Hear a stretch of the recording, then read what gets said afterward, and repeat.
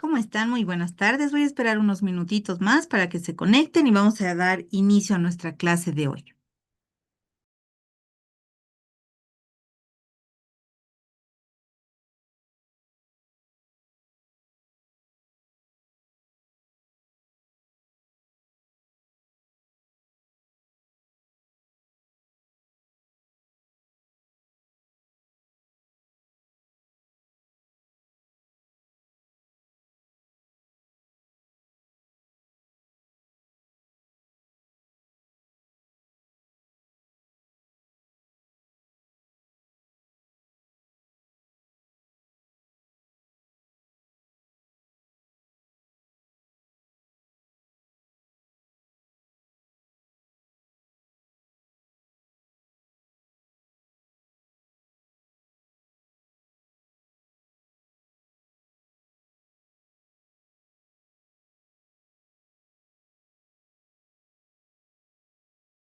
Recording in progress.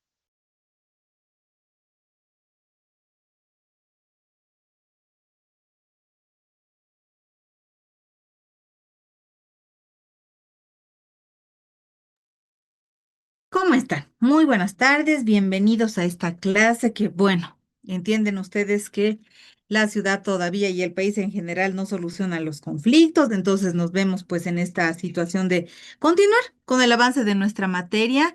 Afortunadamente contamos con esta modalidad virtual, entonces vamos a tomar esta ventaja que tenemos en la actualidad de la virtualidad para poder generar el avance regular de nuestra materia. Entonces, en ese contexto, nosotros vamos a generar ahora nuestro tema de micobacterias. ¿Ya? Vamos a llevar un género nuevo que hace referencia a Mycobacterium. Ya hasta donde avancemos, queridas y queridos estudiantes, nosotros recordemos que tenemos fijado nuestro parcial precisamente para el mes de junio, ¿sí? Recordando que la siguiente semana, el 4 de junio, es feriado, ¿ya? Entonces, nuestro parcial estaba pues programado para el día jueves, sí, jueves 11 de junio. Entonces, bueno, vamos a ver, vamos a considerar cómo está la situación, la coyuntura social sobre todo. Y bueno, de acuerdo a ello, hasta donde avancemos la clase de hoy va a ser considerada como parte de la temática de evaluación de nuestro parcial, ¿ya? Por si acaso. Muy bien, voy a dar inicio entonces, habiendo respetado los minutos de acceso a la clase, voy a dar inicio a la misma. Bueno, como les decía, nosotros la clase de hoy vamos a revisar precisamente el género Mycobacterium. Entonces vamos a ver las enfermedades debidas a este género. Bueno, ok. Micobacterias tienen una característica. Ya nosotros hemos ido revisando a lo largo de la gestión, sobre todo en el inicio de la misma, que las estructuras bacterianas, según sus géneros, también tienen ciertas modificaciones, ¿cierto? Y el género que en la clase de hoy vamos a estudiar es una de ellas porque precisamente tienen una pared celular totalmente diferente a la que hemos estado revisando hasta la presente clase, ¿ya? Esta pared celular tiene una característica. Estas son diferentes porque están constituidas por lo que se denominan bacilos ácido alcohol resistentes, es decir, este grupo de bacterias se llaman y son conocidas como las famosas BAR, ¿sí? Donde BAR quiere decir que son bacilos ácido alcohol resistentes. Ese es el significado de lo que es BAR, repito, bacilos ácido alcohol resistentes. Bueno. Entonces, a manera de introducción, ¿qué hay que saber? ¿Ya? Que este género pertenece en general al orden Actinomycetales, ¿ya? Y este orden, Actinomycetales, como pueden ver en pantalla, tiene pues también su clasificación. Pero para fines académicos y en relación al tema que hoy revisamos, hoy vamos a generar el aprendizaje de Mycobacteriaceae. Esa sería la familia a la que pertenece el género que hoy vamos a estudiar. Entonces, Yo les decía que la característica más representativa de este género, sin duda alguna, va a ser su pared. Ahora, ¿por qué es tan importante que estudiemos su pared? Porque su pared está constituido por un gran porcentaje de lípidos. Bien, ahora, dentro de estos lípidos vamos a tener, es decir, esta pared que está constituida por lípidos, a su vez, estos lípidos van a estar conformados principalmente por ácidos micólicos, o que es lo mismo llamarlos o denominarlos como ácidos grasos. ¿Ya? Estos ácidos micólicos o lo mismo ácidos grasos están conformados por proteínas y por polisacáridos. Ahora, cuando decimos que esta pared está formada por lípidos, ¿sí? No solo tenemos ácidos micólicos, ya que en general corresponde pues a un 60%, sino que también está conformado por ceras y también va a estar conformado por fosfátidos, ¿ya? Ahora, estos lípidos cumplen pues un rol. Hay este porcentaje, este 60% en las bar de ácidos micólicos, de proteínas, polisacáridos, ceras, fosfátidos. ¿Por qué? Porque estos elementos lipídicos tienen tres funciones que generar, ¿sí? En rigor, la resistencia al ácido. En segunda condición, generar desde ya esta su estructura o esta integridad celular que va a presentar esta pared celular. Y como tercera función, no menos importante, es que, claro, gracias al reconocimiento de estos lípidos, ¿sí? Se van a ir clasificando las distintas especies que pertenezcan a este género. Muy bien, aquí les pongo ciertos esquemas, al igual que lo he hecho cuando hemos aprendido bacterias gram positivas, ahora se las pongo para que se entienda cómo es precisamente, cómo se esquematizaría, perdón, la pared celular de una VAR. ¿Ya? Entonces, en este caso muy particular, estamos viendo cómo se vería una pared celular de Mycobacterium tuberculosis, que es en el que vamos a enfocar nuestro aprendizaje en la clase de hoy. Entonces, si ustedes analizan este esquema, estamos viendo claramente que la bacteria en realidad está cubierta por una bicapa lipídica, ¿ya? Precisamente la misma que va a estar debajo de lo que vienen a ser toda esta composición de peptidoglicanos que se ven acá como banderitas de color verde. ¿Bien? Ok. Ahora, ¿por qué precisamente estas bacterias en especial, estos bacilos ácido alcohol resistente, estos BAR, están constituidos en su pared por gran cantidad de lípidos? Entonces, todas las estructuras, ustedes ya se están dando cuenta, van a tener pues un rol en la bacteria. Cada una de ellas tiene que hacer algo para la bacteria. Entonces, estos componentes lipídicos le van a dar a la bacteria cuatro situaciones muy específicas. Primero, que tengan un carácter hidrófobo, ¿no? Que repelan el agua, quiere decir, ¿no? Segundo, que tengan una gran resistencia a la desecación.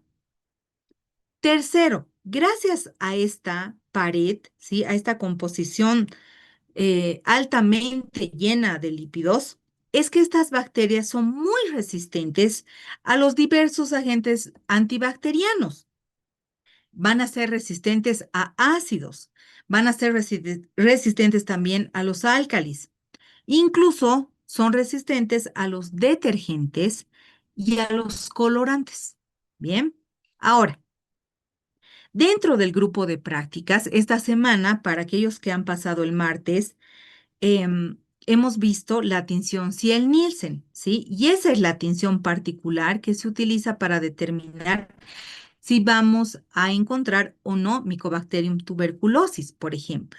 ¿Ya? Entonces, por eso, y en correlación con nuestro tema de prácticas, es que estamos generando este tema en la parte teórica.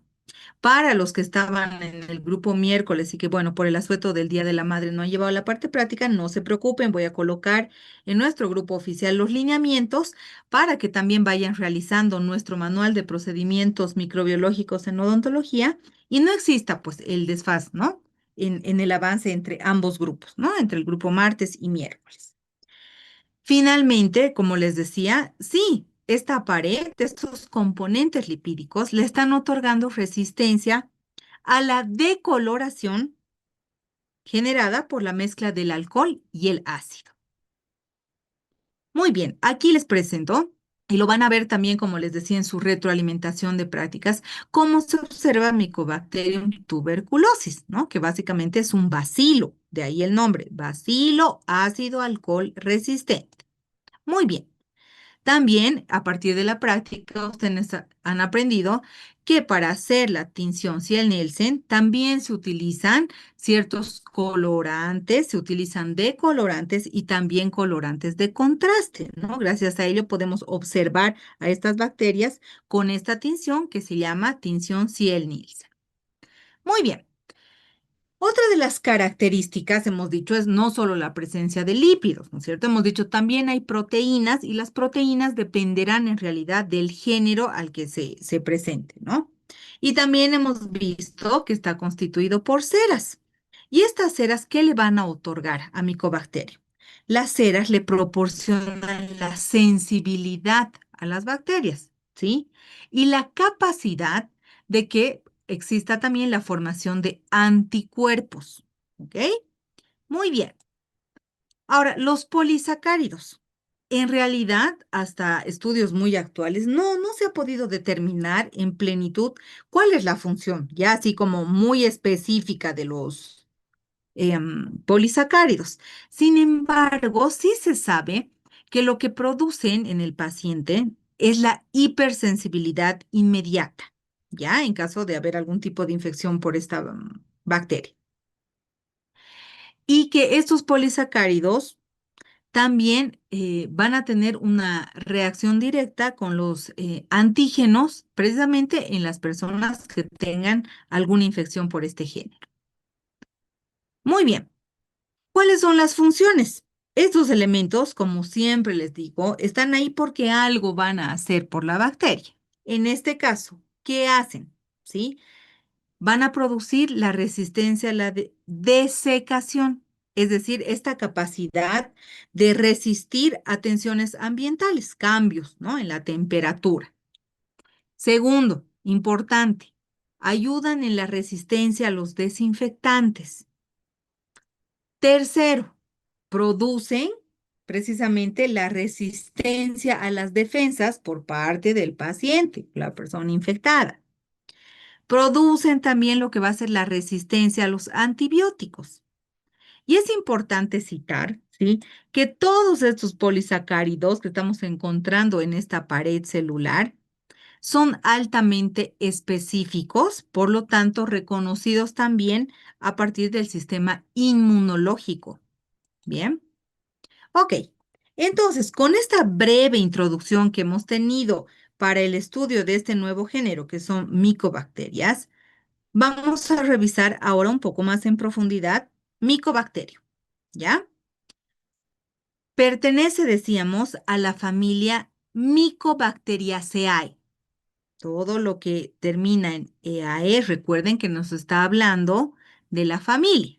Ahora, vamos a hablar de Mycobacterium, pero resulta que Mycobacterium realmente es un género muy amplio, porque entiendan ustedes que va a tener 150 especies estudiadas en la actualidad, de las cuales nosotros vamos a profundizar nuestro aprendizaje en Mycobacterium tuberculosis, ¿ya? Pero también es importante una segunda especie que es el leprae. Entonces, dentro de estas 150 especies que corresponden al género Mycobacterium, ¿qué quiero que recuerden?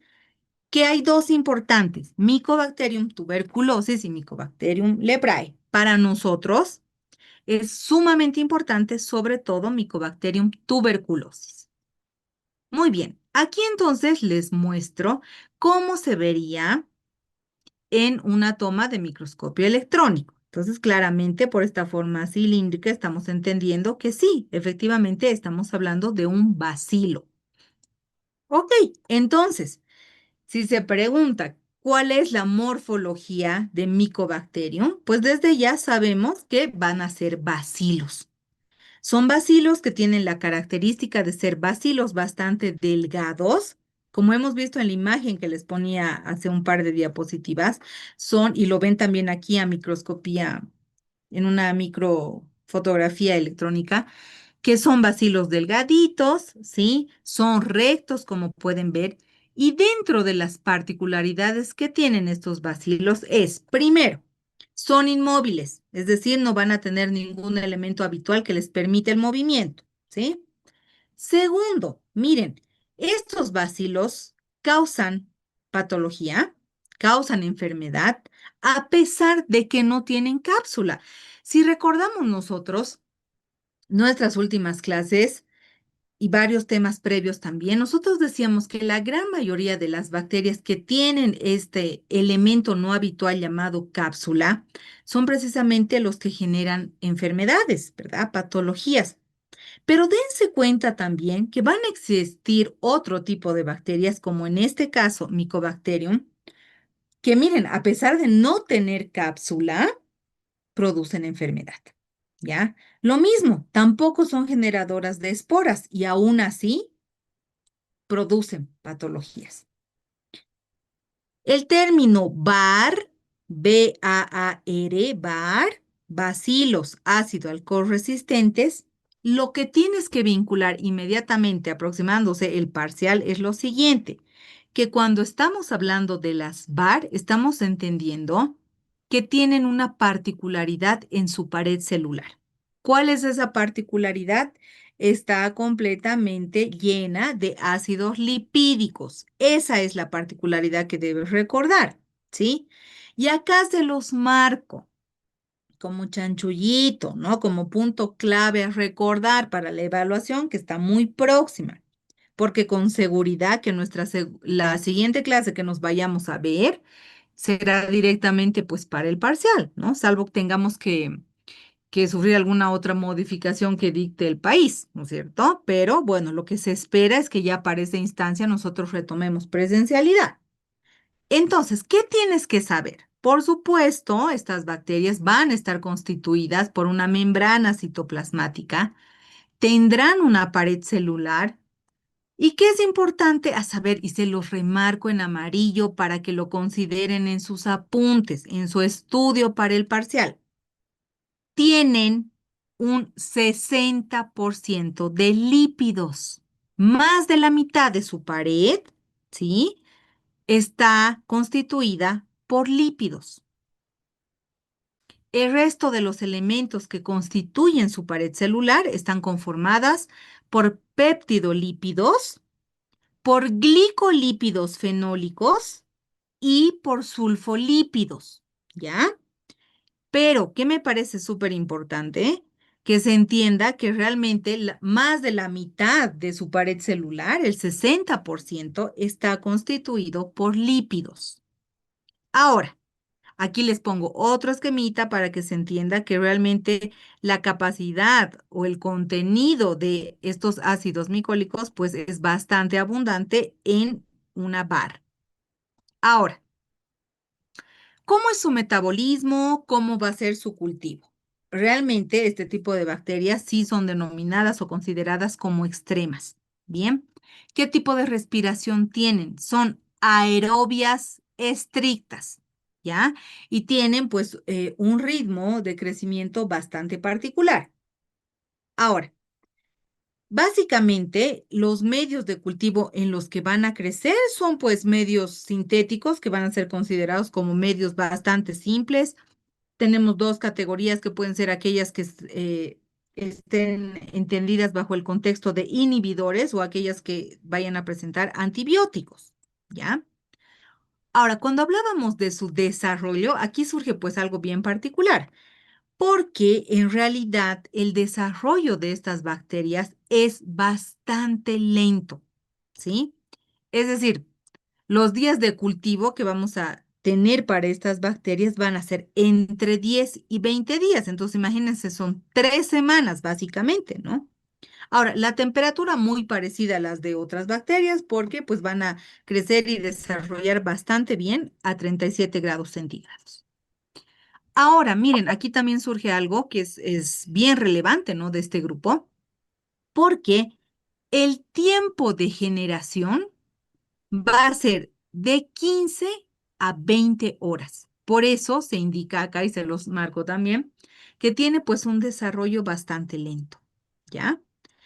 Ahora, ¿qué características culturales, qué tipo de colonias va a generar? Por eso nuestro aprendizaje es continuo y en cascada. Ustedes, si se dan cuenta, dentro del plan de trabajo que tenemos en prácticas, hemos visto, ¿verdad?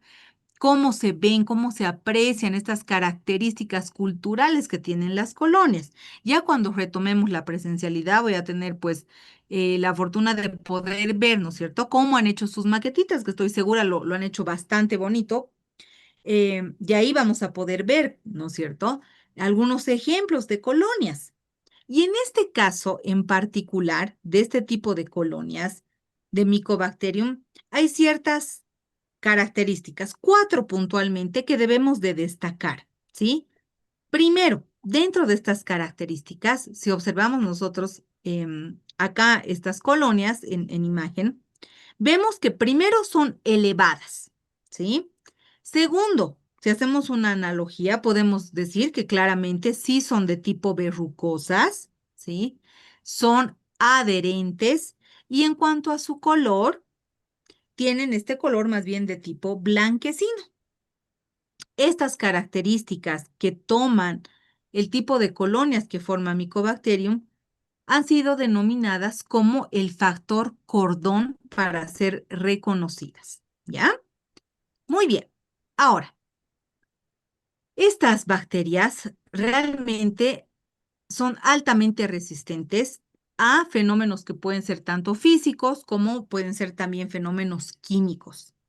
Y entonces, en ese contexto, según esta estructura que tiene su pared celular, estamos aprendiendo que son muy particulares porque van a tener esta característica de desecación. Esta desecación la ayuda mucho para ser altamente resistente. Segundo, son muy sensibles, por ejemplo, a cultivos mientras exista pues un componente de luz solar, ¿ya? Porque solamente va a poder pues resistir 2 horas. Ahora, por ejemplo, si estas bacterias las hallamos en un esputo, ¿no? Por ejemplo, no sé, pues un paciente con tuberculosis que está tosiendo más de 14 días, le hacemos la obtención de muestras a partir de un esputo, pues bien, ¿qué va a pasar? Ellas van a poder resistir entre 20, ¿no? Hasta 30 horas la luz ultravioleta. Ahora, también es importante que se sepa que este tipo de bacterias se encuentran en la leche, ¿ya? Entonces, eso es un punto clave para entender por qué es fundamental generar el proceso de la pasteurización, ¿no es cierto? Ustedes si recuerdan, cuando nuestra ciudad tenía muchos productos lácteos, sobre todo de una empresa nacional reconocida, ¿no? PIL, para ser más específica. Recuerden que nosotros comprábamos la lechecita, esa en bolsita, y algo particular de todas las leches, sea en Tetra Pak, sea en bolsita, los chiquichos que nos comprábamos de la caserita o cualquiera de estos productos lácteos, yogurts, etcétera, hay una palabra clave, ¿no es cierto?, que le ponen ahí en su etiquetado, que es precisamente leche ultra pasteurizada, porque la leche requiere ser pasteurizada para ser bebida sin problemas. ¿Por qué? Porque lo que están haciendo es eliminar muchas bacterias que van a estar en la leche. Una de ellas, la del aprendizaje de esta clase, Mycobacterium. Entonces, para que estos Mycobacterium desaparezcan de los lácteos, hay que hacer este proceso de pasteurización, ¿sí? Si hacemos la pasteurización a 62 grados centígrados, esta pasteurización deberá realizarse por 30 minutos. Si hacemos la pasteurización a 72 grados centígrados, entonces deberá estar sometida a un tiempo de 16 minutos. ¿Ya? Muy bien. Entonces, Hemos dicho, sí, son extremas, altamente resistentes. Perfecto, hemos visto algunas de las resistencias que genera. Pero ahora veamos también que su resistencia se va a dar pues también a desinfectantes. ¿A qué tipo de desinfectantes? Para ser más específicos. Al formaldehído, al glutaraldehído, al fenol, al etanol, al hipoclorito, que nosotros usamos mucho hipoclorito de sodio, hemos aprendido que es uno de los elementos que nos sirve muchísimo en la odontología, ¿verdad? Ok, ¿y esto por qué? Pregunta de parcial, podría ser, ¿no?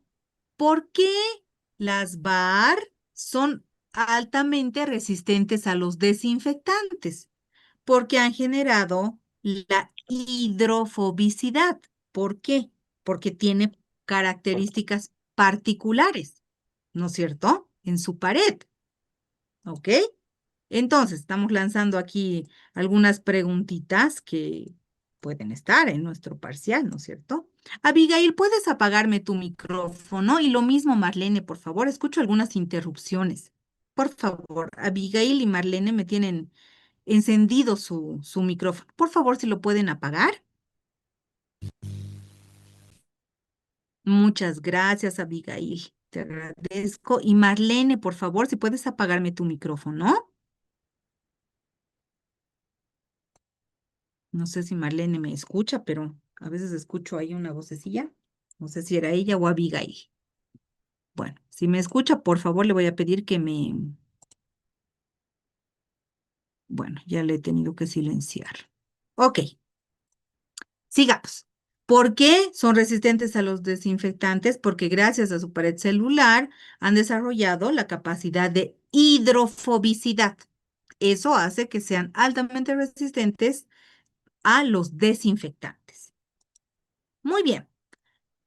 Muchas de sus estructuras hemos dicho que están vinculadas también a lo que es ser parte de sus estructuras antigénicas. Y obviamente cuando hablamos de estructura antigénica y estamos entendiendo que es una situación bastante compleja, pero yo nada más quiero darle los puntos claves de esto. No vamos a entrar en mayor detalle, pero esto es bien importante. La estructura antigénica que va a presentar Mycobacterium se debe a una proteína que se llama la proteína TS, ¿ya? Eh, Se llama proteína TS, está vinculada a lo que es la tuberculina, que es una prueba que se hace muy específica de este grupo bacteriano, y también a estas proteínas que se denominan las PPD, ¿ya? Que quiere decir que son, o traducido al español, precipitación de proteínas. Entonces, nada más para no complicarlos mucho, cuando se habla de esta estructura antigénica, hay que reconocer que la estructura antigénica se ha generado por proteínas que se denominan proteínas TS. Y dentro de estas proteínas existen dos importantes, una que se llama tuberculina y otra que se llama PPD. ¿Qué quiere decir PPD? Precipitación de proteínas. ¿Ok? Eso es bastante importante. Ahora, dentro de estas PPD, esta precipitación de proteínas, se clasifica pues también, ¿ya? Y en esta clasificación, ¿o por qué se genera esta clasificación? Porque va a determinar 11 antígenos, ¿ya? Por eso es que se clasifica. Muy bien, a ver. Bien, sus factores de patogenicidad. En realidad se sabe que estos factores de patogenicidad de Mycobacterium son poco tóxicos, ¿ya? Porque no son sensibilizados. ¿Qué quiero decir con esto? ¿Ya? Quiero decir lo siguiente. Mycobacterium no va a poseer, es decir, no tiene endotoxinas, no tiene exotoxinas y no tiene enzimas histolíticas. Por eso, aquí se los pongo, son poco tóxicos. Sin embargo, sus factores de virulencia van a estar vinculados a dos situaciones, ¿sí? A su alta capacidad de multiplicación y también a que son intracelulares. Entonces, si bien son bastante poco tóxicos, o sea, tienen muy poquita toxicidad porque no tienen endotoxinas, exotoxinas o enzimas histolíticas que ya hemos ido aprendiendo que son características propias de generar toxicidad. Sin embargo, esto se compensa con ciertos factores de virulencia, como por ejemplo la multiplicación y tener esta capacidad de ser intracelulares. Muy bien, entonces, con estos datos podemos empezar precisamente a hablar y sumergirnos en este tema tan importante que es la tuberculosis humana. Vamos a definir, ¿no? Como todo lo que hacemos. La tuberculosis humana es sin duda alguna una enfermedad infectocontagiosa. Esta enfermedad, por el tiempo de evolución, es considerada como crónica. ¿Y quiénes causan la tuberculosis humana? Es decir, su etiología está dada por agentes, en primer lugar, por Mycobacterium tuberculosis. Ya, aquí por eso se los pongo en el ranking, si quieres, de nuestra lista. El número 1 siempre va a ser Mycobacterium tuberculosis. Ahí está. Por eso se los pongo en 1. Es importante, resalten para aquellos que toman apuntes. Sin embargo, hay también otros agentes etiológicos que pertenecen, ¿no? a este género, Mycobacterium bovis, Mycobacterium africanum, Mycobacterium microti. Pero repito nuevamente, dentro de estas especies, la más importante es Mycobacterium tuberculosis.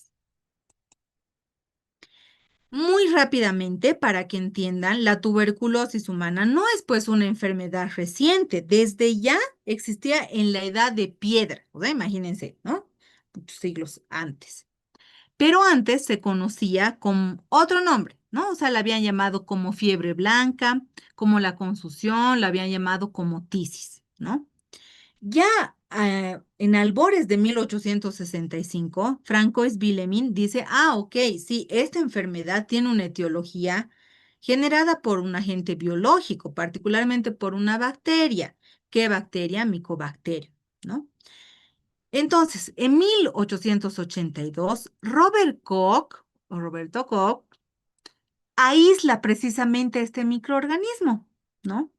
Y ya para albores de 1940, ya precisamente se van generando ciertos tratamientos antibióticos, precisamente esquemas de tratamiento para esta infección, ¿no? De tuberculosis humana, perdón. Se van generando ya controles, pero aún así sabemos que es una enfermedad reemergente, ¿ya? En cuanto a la epidemiología, ¿qué es importante de conocer? Realmente es una enfermedad que va a abarcar los 5 continentes, ¿no? O sea, en los 5 vamos a hallar tuberculosis. Ahora, cuando digo que está en los 5 continentes, por supuesto sabemos que hay países mucho más vulnerables, ¿no? Por toda su condición sociocultural, de educación, etcétera, ¿no? Y obviamente esto está muy vinculado a los países subdesarrollados, ¿ya? Otro dato bien importante es considerar que realmente nadie está exento de contraer tuberculosis, ¿ya? Datos de la Organización Mundial de la Salud nos reportan que evidentemente, datos más o menos, pero este es el aprox, entre 8 a 12 millones de casos se reportan por año, ¿sí? Y desde ya hay muchos casos acumulados que nos representan incluso 20 millones, ¿no? De casos. Ahora, produce muerte, estamos en el siglo XXI, hay tratamientos, etcétera. ¿Aún así se produce muerte? Sí, aún así. Desde ya los datos rebotan que efectivamente incluso hasta 3 millones de muertes por esta enfermedad de manera anual. Aquí les pongo un mapita epidemiológico para que se entienda en tasas por 100,000 la situación de la enfermedad en el mundo, ¿no es cierto? Obviamente, miren, pues hay una gran diferencia. Todo lo que está marcadito en gris nos está diciendo que no hay reportes, ¿ya? De tuberculosis humana, ¿no? Pero miren ustedes en rojito. En rojito quiere decir que hay 100 o más, ¿no es cierto? Y lamentablemente, si ustedes ven Latinoamérica en este mapita, está pues Bolivia, ¿ya? Entonces quiere decir que en Bolivia existen muchos casos de tuberculosis humana. Aquí les pongo para que tengan un contexto de qué pasaba hace poquito más de 20 años, ¿ya? Miren la situación nacional de estas zonas geográficas en nuestro país, porque eso es lo que nos interesa. Sobre todo, ciudades como Pando, Beni, Santa Cruz y Tarija, en los que representaban un mayor riesgo severo, ¿no es cierto? Y aquí en verdecito, eh, un riesgo menor, ¿ya? La situación, pues tampoco ha ido modificándose tanto, vean en el año 2005, ¿ok? Pero esto es bien importante, ¿ya? De saber que evidentemente la tuberculosis sabemos que es una enfermedad infecciosa y contagiosa, ¿no? Por eso definíamos, es una enfermedad infectocontagiosa. Ahora, algo que quiero que quede muy claro después de esta clase es que si bien la tuberculosis está atacando a los pulmones, ¿no es cierto? Tuberculosis pulmonar, existen también otro tipo de tuberculosis que dañan otras estructuras. No solamente se daña el pulmón, ¿sí? Cuando es pulmón decimos, sí, es una tuberculosis pulmonar, pero quiero que quede claro que también hay otras estructuras donde ataca la enfermedad, ¿ya? Ahora, ataca principalmente a los pulmones. ¿Cómo es su vía de contagio? Su contagio es a través precisamente de una persona que está enferma, ¿sí? Con, o sea, es decir, una persona que está enferma, que tiene tuberculosis, a una persona sana. ¿Cómo? Pero ¿cómo puede ser que una persona sana se contagie? Porque la persona que tiene tuberculosis puede toser, puede estornudar, puede hablar, gritar o cantar, ¿sí? Entonces quiere decir que con estas gotitas que se generan al toser, al estornudar, al hablar, al gritar o al cantar, podemos contagiarnos. Ahora, Bolivia está ocupando el octavo puesto de mayor carga de tuberculosis desde ya en Latinoamérica, ¿sí? Aunque de cierta manera, después de la pandemia se han podido observar, ¿no? Una cierta reducción en los porcentajes, pero aún así, piensen ustedes que en Latinoamérica nosotros seguimos siendo de estos países que presenta mucha enfermedad de tuberculosis humana. Nada más como dato, el Día Mundial de la Tuberculosis es precisamente el 24 de marzo, ¿ya? Cada 24 de marzo se conmemora el Día Mundial de la Tuberculosis. Tengo un tiempo de 1 minuto en esta reunión. Les voy a pedir que cuando finalice la misma, por favor nos podamos reconectar a una segunda parte de nuestra clase, porque hasta donde avancemos va a ser considerado nuestro parcial, ya el segundo parcial de la materia. Muy bien, hasta que finalice continúo. En Bolivia existen 4 personas de cada 100 casos que están reportadas, ¿ya? Y los departamentos que más presentan la enfermedad, según los mapitas que hemos visto, son Santa Cruz, en la actualidad se sabe mucho de La Paz también, y Cochabamba, ¿ya? Entonces, La Paz y Cochabamba tienen 8 de cada 10 casos que sí están registrados en el país, ¿ya? El 63% de los casos están en hombres y el 37 restante van a estar precisamente reportados en mujeres.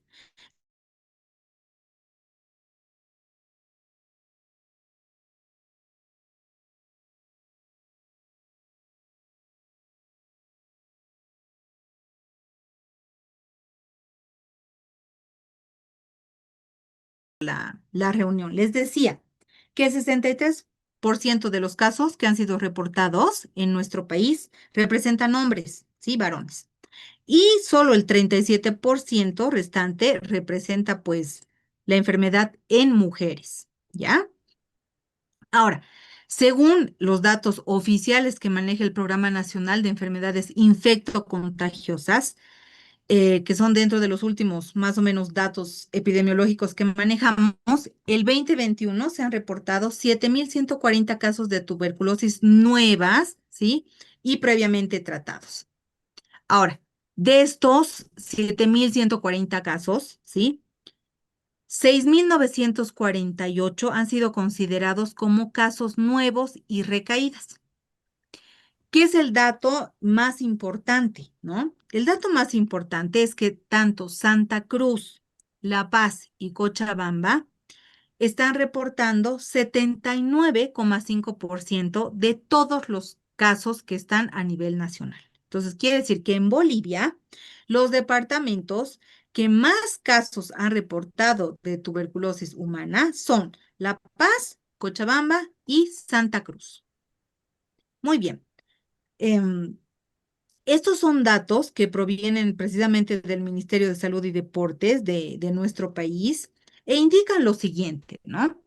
Estudios recientes muestran que esta enfermedad en la actualidad tiene mayor incidencia en espacios urbanos que en rurales, ¿ya? Cosa que no pasaba años atrás. Es decir, 1,4 veces mayor en el área urbana que en la rural.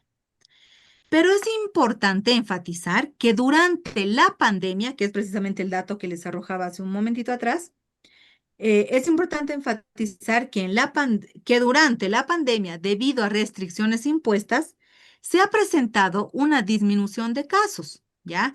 Lo que provocó una reducción en la incidencia de un 13%, es lo que detallan los datos del Ministerio de Salud y Deportes. Ahora, esto es súper importante, ¿ya? Así que por favor, a quienes toman apuntes, les voy a pedir que resalten, ¿ya? ¿Cómo es que una persona puede llegar a tener la enfermedad? ¿No? O sea, ¿cuáles son las vías de transmisión? Entonces, a saber y a resaltar, hay 4 vías de transmisión, ya que son las más importantes. Voy a pedir por favor a Diana y a Emerson que por favor me apaguen sus micrófonos porque tengo interferencia porque están activados sus micrófonos. Muy bien, muchas gracias. Ok, vías de transmisión son 4. Aerógena, por microlesiones cutáneas, por trabajo con bovinos y también gastrointestinal. Esas son las 4 formas de transmisión, ¿no? O sea, esta relación entre el encuentro y la penetración de la bacteria para generar tuberculosis humana. Bien, vamos. Transmisión de tipo aerógena. Aerógena, aire. Entonces, ¿qué quiere decir? Esta se da por expectoración. Bien, entonces es suficiente con 1 a 5 micrómetros para poder contagiarte. ¿Qué quiere decir? Va a existir un paciente bacilífero que, por ejemplo, va a expectorar, va a toser, va a estornudar, va a hablar o por último va a cantar. Entonces vamos a ver que este paciente bacilífero va a generar 3.000 microgotas que están o son consideradas como infectantes. Microgotas infectantes. Entonces, en ellas basta con tener 10 bacilos ácido alcohol resistentes para generar una infección. Entonces, ¿qué quiero que se entienda con esto? Que muchas veces nosotros estamos de pronto pues en el micro, en el Pumita, en el Trufi, en el minibús y cualquier persona que no usa barbijo tose, ¿sí? Expectora, estornuda y puede probablemente que sea un paciente bacilífero, o sea, que tenga la enfermedad. Ahora, otra vía de transmisión son las microlesiones cutáneas, ¿no? O sea, pequeñas heridas que uno puede tener a nivel cutáneo.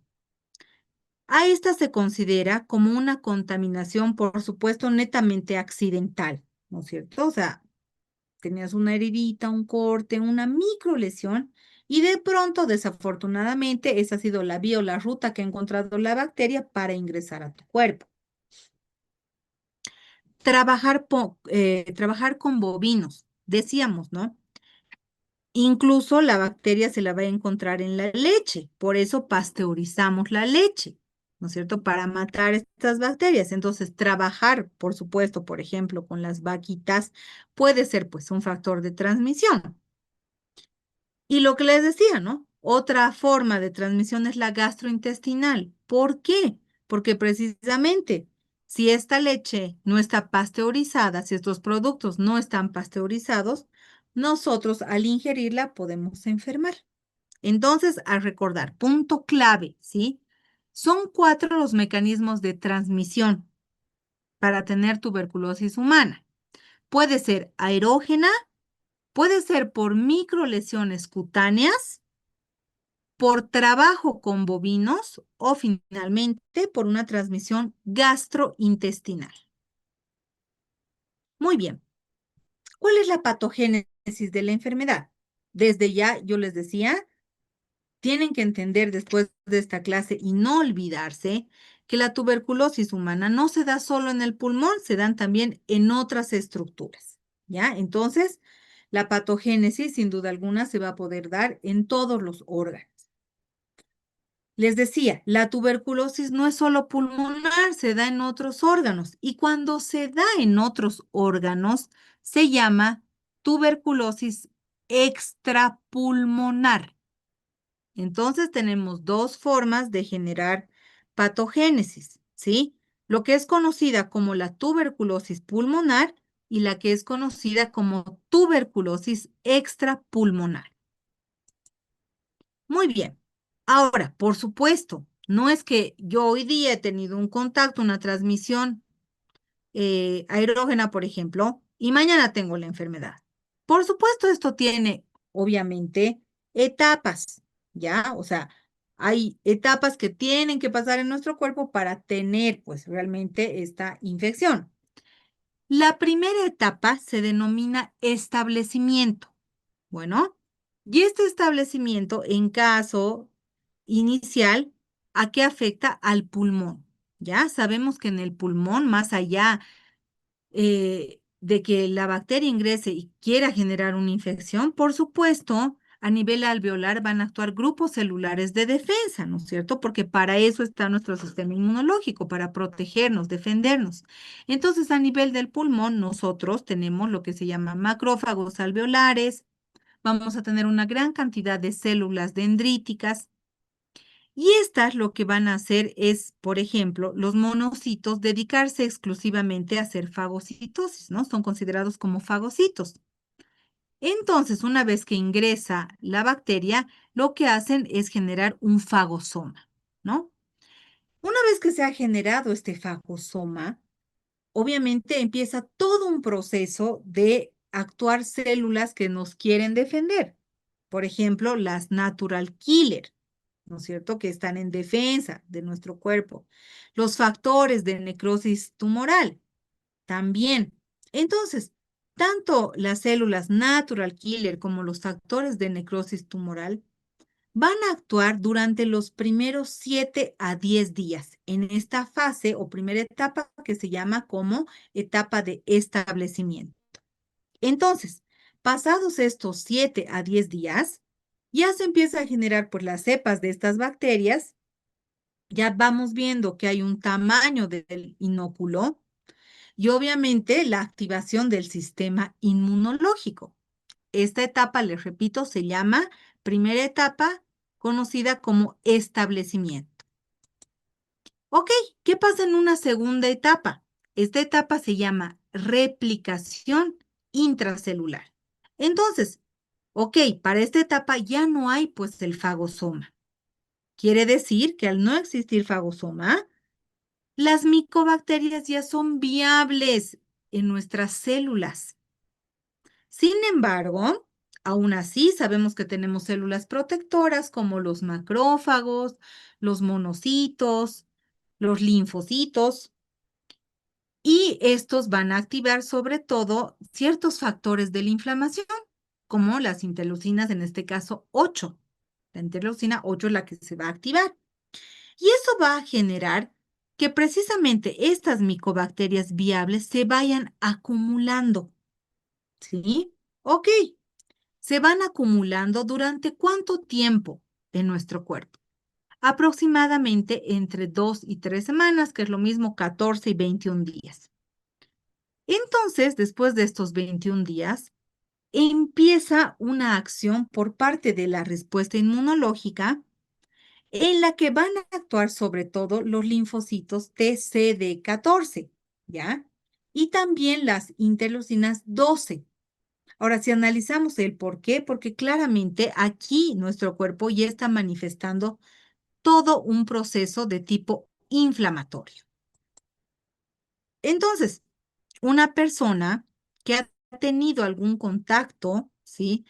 Precisamente a partir de estas gotitas que ha podido inhalar, ya sea por toser o por estornudar, entonces puede llegar a generar una tuberculosis pulmonar. Todo se va a ver representado precisamente porque a nivel pulmonar se va a formar el famoso granuloma, ¿sí? Que va a estar situado, en este caso, en el pulmón. Muy bien.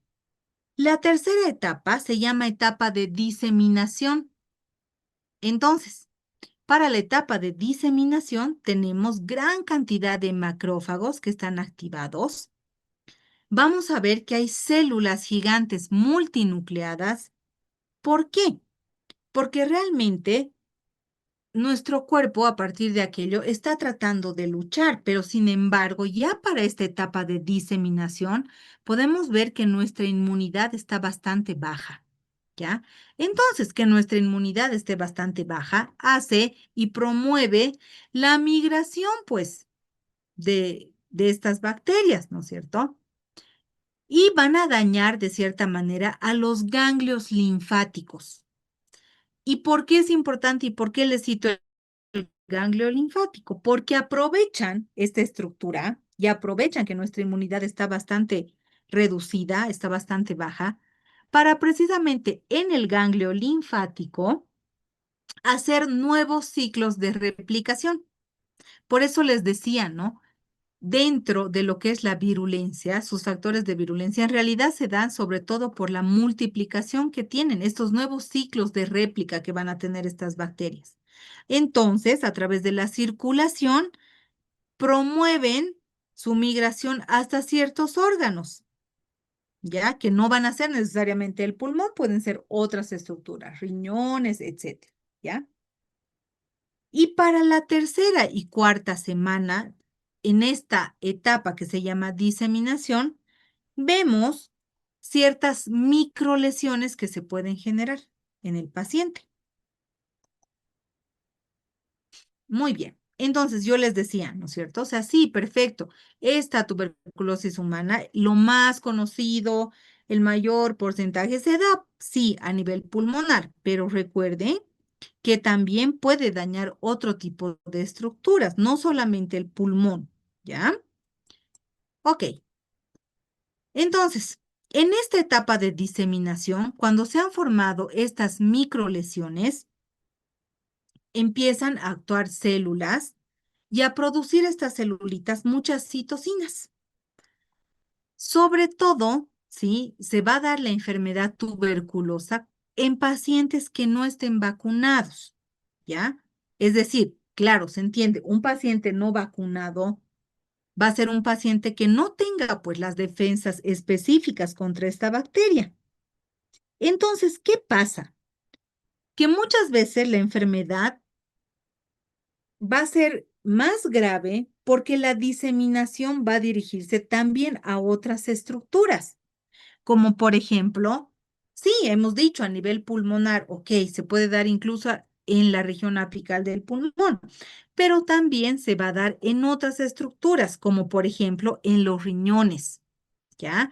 Se da también en áreas vasculares esqueléticas, en epífisis óseas, puede llegar incluso a dañar el sistema nervioso central y por supuesto también podrá dañar los ganglios linfáticos.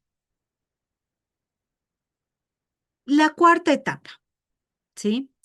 En esta cuarta etapa claramente ya hay un daño en los tejidos, por eso se llama etapa de daño tisular.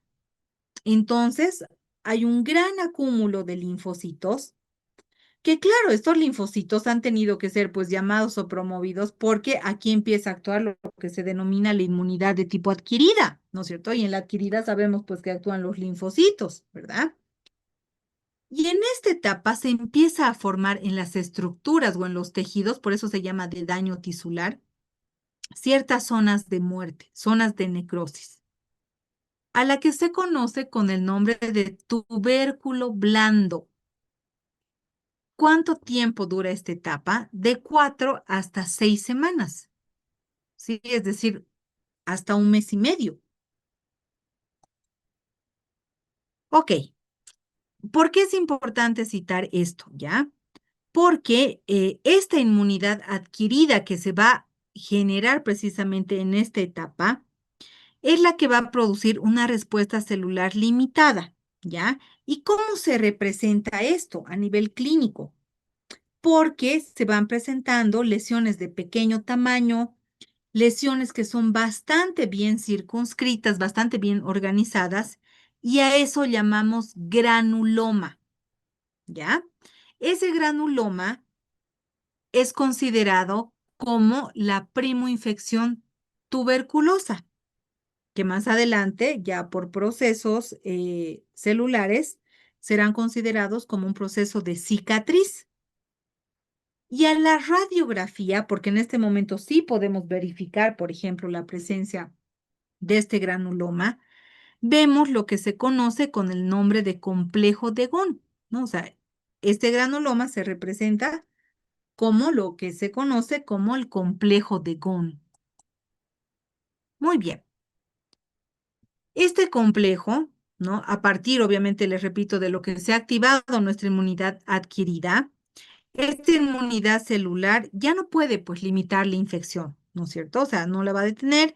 Hemos visto que se forma este tubérculo y cuando esta condición se ha generado por una vía aérea, se llama vómica, ¿sí? Y lo que forma en nuestros pulmones son precisamente esta especie de cavernas, ¿sí? Cavernitas, como están viendo aquí en un circulito, en esta esquematización del pulmón.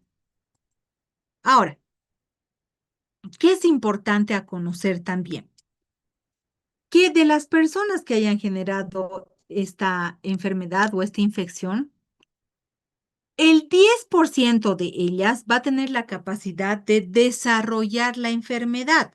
Solo el 10%, ¿no? O sea, no es que todos los que bajo un proceso de transmisión van a tener necesariamente la enfermedad. No, solo el 10%. Y esto nuevamente les indico a qué se atribuye al sistema inmunológico, ¿ya? Entonces, 10% van a desarrollar la enfermedad y la van a desarrollar 5 años posteriores, ¿sí? Después de estar en contacto con la transmisión. Ahora, mm, hay un mayor riesgo, por supuesto, en la edad, porque las personas que tienen más de 50 años y obviamente por factores relacionados al individuo, son personas con mayor tendencia, ¿no? A generar, sobre todo, tuberculosis de tipo secundario. Ahora, ¿sí se puede reactivar la enfermedad? Sí, hay una reactivación de esta enfermedad tuberculosa, sobre todo, ¿sí? En sitios que estén altamente oxigenados o en lugares donde exista muy poquito drenaje linfático, ¿ya? Por ejemplo. Muy bien. Entonces, ¿qué es importante? ¿Ya? Este es otro dato, por favor, que les voy a pedir que subrayen o lo resalten, porque es súper importante reconocer la clínica de la enfermedad de la tuberculosis, ¿ya? Entonces, existen 3 situaciones muy particulares de la tuberculosis. Un paciente que tenga tuberculosis es un paciente que de pronto ha tenido una pérdida de peso muy abrupta y es visible esta condición, tiene mucha fatiga, tiene mucha debilidad, les decía, ¿no? Mucha pérdida de peso y tiene algo bien característico, muy propio de la tuberculosis, que es que estos pacientes tienen fiebre nocturna. Siempre en la noche empiezan a transpirar, tienen una sudoración excesiva y alzas térmicas, ¿no? O sea, mucha fiebre nocturna. Y también que tienen una expectoración productiva, ¿sí? Empiezan a toser muchísimo, a lo cual llamamos expectoración productiva, porque hay un esputo, ¿no es cierto?, en esa expectoración que tienen. Esto es importante. Ser un sintomático respiratorio nos está hablando tener una tos crónica, ¿ya? Entonces, cuando una persona está tosiendo por más de 14 días, debería empezar a sospechar que de pronto hay algún problema con tuberculosis, porque no es lo normal, ¿no es cierto? O sea, no es normal toser por más de 15 días, ¿ya? A eso se denomina tos crónica. Y podríamos pensar que de pronto este paciente está cursando esta enfermedad, tuberculosis humana. Es una de las posibilidades. Muy bien. Entonces, hemos visto que evidentemente, sí, el mayor porcentaje de los casos se da a nivel pulmonar, ¿ya? Pero existen otros que no son en el pulmón, ¿no? A lo cual llamamos tuberculosis extrapulmonar. Entonces, dentro de esta tuberculosis extrapulmonar, vamos a tener que existen focos mucosos superficiales, pueden haber áreas o focos denominados también por propagación contigua, o pueden haber focos precisamente porque existe una diseminación linfohemática, ¿no? O sea, entonces la tuberculosis extrapulmonar se puede dar por tres distintos tipos de focos que pueden ser mucosos superficiales, pueden ser por propagación contigua o por diseminación linfohemática. Solo les voy a citar para que sí tengan un contexto de que tuberculosis se dan en otras estructuras, ¿ya? Por ejemplo, existe una tuberculosis que se llama tuberculosis gastrointestinal. Tenemos aquella que se conoce como la tuberculosis renal, ¿ok? Tenemos la que se conoce, ay, perdón, creo que me pasé. Ay, lo que se llama como la meningitis tuberculosa. Tenemos la linfadenitis tuberculosa, ¿ya? Entonces sí, están dándose cuenta que existen otro tipo de tuberculosis, no necesariamente a nivel siempre del pulmón. Tenemos esta que se llama la tuberculosis ósea también, ¿ya? Tenemos la tuberculosis miliar, miliar aguda también, la miliar críptica, miliar no reactiva, ¿sí? Entonces, sabemos ya que hay una tuberculosis pulmonar y una tuberculosis extrapulmonar que se va a dar en otras estructuras, ¿ya? Una prueba importante para determinar la presencia de este microorganismo es la prueba de tuberculina, conocida también como Mantux, ¿ya? Ese es un dato también importante a conocer. Si esta prueba de la tuberculina, les vuelvo a poner la diapositiva, si esta pruebita de la tuberculina nos marca negativa, entonces estamos entendiendo que el paciente no padece tuberculosis. Si es negativa, estamos entendiendo que el paciente nunca padeció tuberculosis. Si es negativa, nos indica que hay una infección tuberculosa, o sea, podría indicarnos una hipersensibilidad, pero de tipo retardada, ¿no? Eh, puede indicarnos, si es negativa, esterilización, o puede indicarnos también que previamente de pronto ha habido un tratamiento médico, ¿ya? Todo esto, si esta prueba de la tuberculina nos marca negativa. Ahora, tiene en realidad esta prueba de la tuberculina en realidad un valor clínico, ¿no? Porque esta prueba de la tuberculina nos va a indicar, o sea, dentro de los valores epidemiológicos, la incidencia que tiene el país de esta enfermedad, ¿no? O sea, y nos va a marcar de cierta manera también la vacunación, ¿no? O sea, cuánto porcentaje de la población tiene pues la vacuna. Ok, mm, ahora, cuando es positiva esta prueba de la tuberculina, en un paciente que está vacunado, se mide como 10 milímetros, ¿sí? Y se va a considerar como infección si es mayor a 10 milímetros. Ustedes han observado que acá se va formando, ustedes se dan cuenta, una pequeña circunferencia. Entonces, esto es lo que se mide y se considera para ver si este paciente está vacunado o si este paciente ha generado la infección. ¿Ya? Ok, entonces, para terminar, ¿qué quiero que se entienda? Que por supuesto, para esta enfermedad sí hay un tratamiento, ¿ya? Lo que pasa es que el tratamiento es bastante largo. Y el que sea bastante largo hace que sea muy tedioso y muchas veces difícil de completar en los pacientes. Por eso los pacientes muchas veces abandonan el tratamiento, ¿ya? Entonces, para ir terminando la clase y hasta donde avancemos va a ser nuestro parcial, ¿ya? ¿Qué quiero que sepan? Que sí, la tuberculosis tiene un tratamiento, sí tiene. Y para generar este tratamiento existen drogas, ¿no? O sea, fármacos, quiero decir. Y están aquellos fármacos que se consideran de primera línea y aquellas de segunda línea.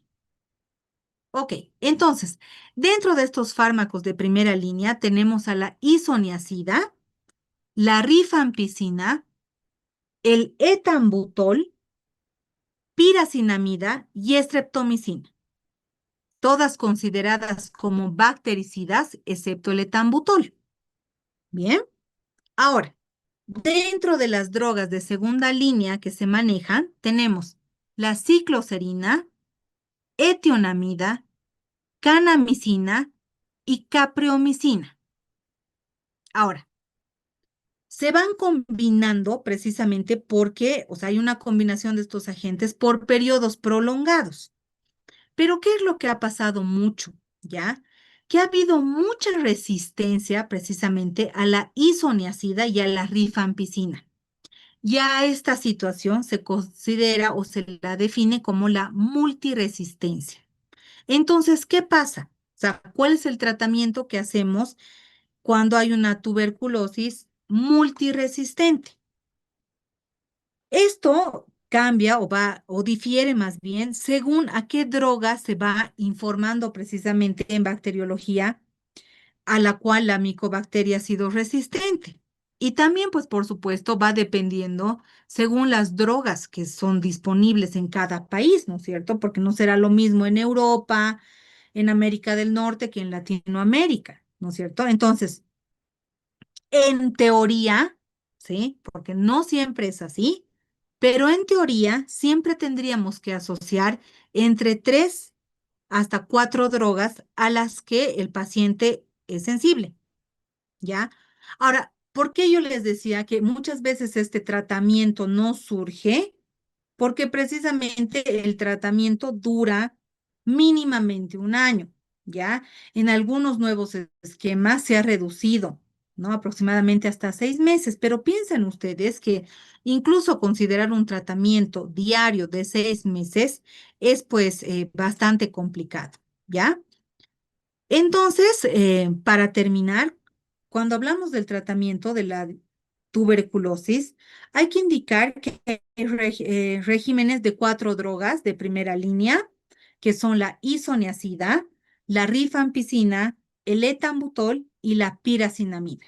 Estos se van a utilizar durante un periodo de 2 meses y 4 meses más, solo aumentando la rifampicina y la isoniazida. ¿Por qué nos ayuda mucho este tratamiento? Porque precisamente este tratamiento va a prevenir, ¿sí? La emergencia de estas cepas que son resistentes. Esto ayuda muchísimo porque se acorta también la duración de la terapia.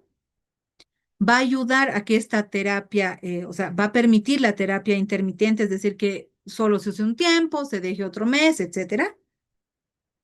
Y sobre todo porque cura pues esta tuberculosis que es resistente a la isoniazida. ¿Ya? Entonces es bien importante considerar que cuando una persona enferma de tuberculosis, uno de los grandes problemas es mantener precisamente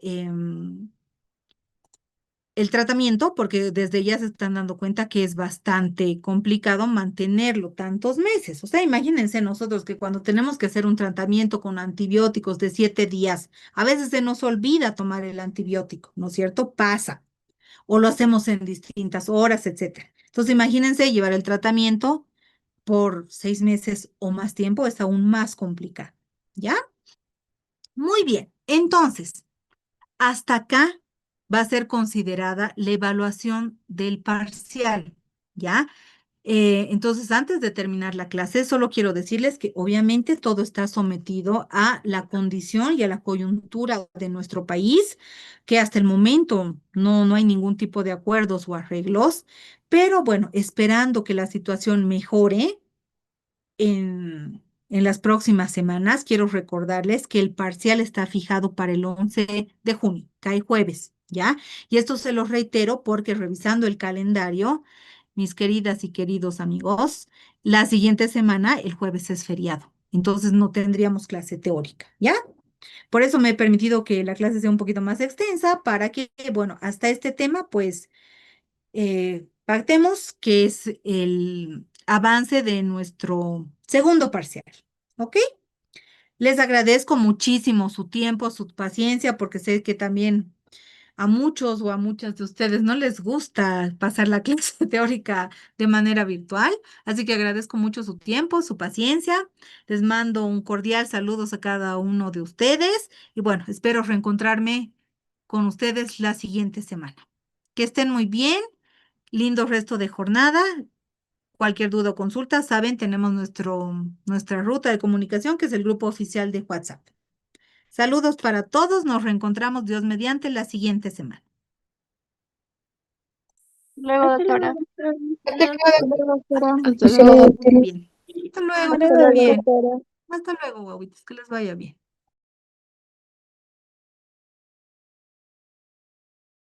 Recording stop.